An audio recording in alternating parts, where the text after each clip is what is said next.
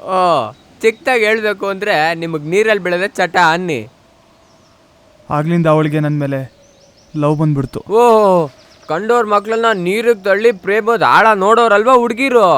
Love ಬರ್ದೆ ಏನಾಗುತ್ತೆ, ಬರ್ಲೇಬೇಕಲ್ವಾ. ಆಮೇಲೆ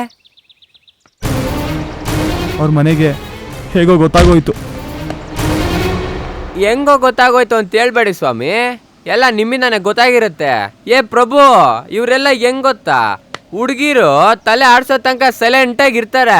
ತಲೆ ಆಡ್ಸಿದ್ರು ಅಂತ ಇಟ್ಕೋ, ಬೈಕ್ ಮೇಲೆ ಕೂಡ್ಸ್ಕೊಂಡು ಊರ್ ತುಂಬಾ ಕರ್ಗ ಬರ್ತಾರೆ.